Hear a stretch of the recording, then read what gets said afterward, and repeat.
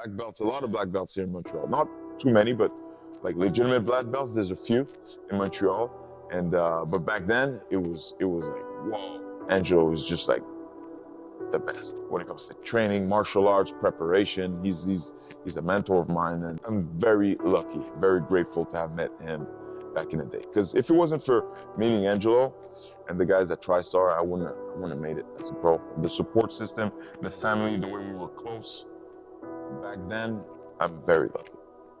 And before that, 2 years before I turned pro, 1998, I had a car accident, fractured my spinal cord. I have a big scar here on my neck. They took a part of my hip bone.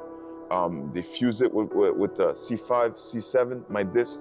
Bro, it's one of the luckiest person on earth, man. I had 1 year of rehabilitation, 1 year to get back on my feet. And then I was like, man, I just want to. God gave me a second chance at life, so I'm going to do what I want, what I love. Were you pro at that point? No, I was an amateur fighter. Okay. I was on my way to an amateur tournament. And then the guy that was driving, my coach back then, was speeding and then lost control of the car. Then the car flipped over and all that. I was sleeping. I was in the passengers. So then you had to take a year, take a break, do all your rehab. rehab. I had to rehab. I had to, just. And then you had to get back to training.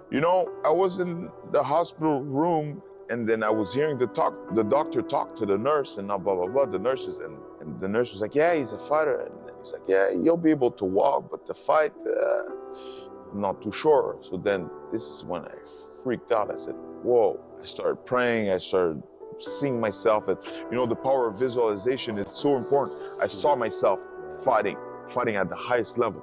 I saw myself, like I said, Dave, you could do it. Talk to me about that. I think that's so important. So the power of visualization for you to manifest, what does that look like for you? What is there something you see it, you feel it, you imagine it? Like you said, see it, you have to feel it, but then you have to commit to putting in the work. You have to commit to putting in the work. You cannot sit down and meditate and expect a belt, a title belt, or just a jiu-jitsu black belt to come around your waist. You need to commit, and you have to see yourself doing the hard work. That's the thing. Picture yourself winning and doing well, but picture yourself, okay, I'm gonna train hard. I'm gonna train like a monster. I'm gonna train like a champion. You know what I mean? No matter what comes at me, no matter what people say, because I knew when I decided to turn pro, a lot of people were gonna talk shit. So I said, no, I expected all that, and I pictured it, and I'm like, yeah.